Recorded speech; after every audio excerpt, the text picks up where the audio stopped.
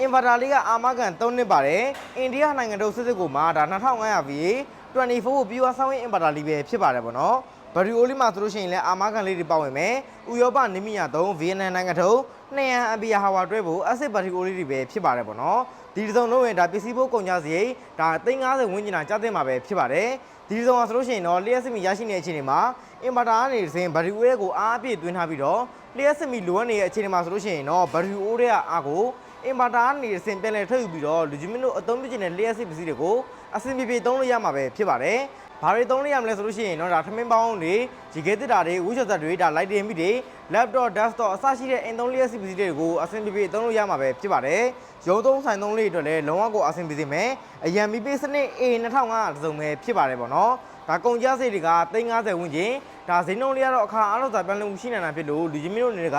ကြိုက်နေတဲ့သဘောကျလို့ဝယ်ယူတက်ဆင်ခြင်းနဲ့ဆိုရင်တော့ကျွန်တော်တို့စေပါစေ Pro Max ရဲ့ hotline ဖုန်းနံပါတ်လေးဖြစ်တဲ့3999ကိုအသေးစိတ်ဆက်သွယ်စုံစမ်းမေးမြန်းလို့ရတယ်လို့စေပြားစေ Pro Max ဆိုင်ကြီးရဲ့ဖွင့်လှစ်ပြရတဲ့ရန်ကုန်မန္တလေးတောင်ကြီးနဲ့ပြင်ဦးမြို့တွေမှာလည်းလူကြီးမင်းတို့ကိုယ်တိုင်စတဲ့ကြလာရောက်ဝယ်ပြီးအားပေးလို့ရပါပြီနော်ဒါအပြင်မှာလည်းစေပါစေ Pro Max ဆိုင်ကြီးရဲ့ဖွင့်လှစ်ပြရတဲ့မြို့ကြီးမှာဆိုရင်ပို့ဆောင်ကအခရမယ်အိမ်ရောက်ငွေကြေးစနစ်လေးနဲ့ပို့ဆောင်ပေးနေတာပဲဖြစ်ပါတယ်ခင်ဗျာ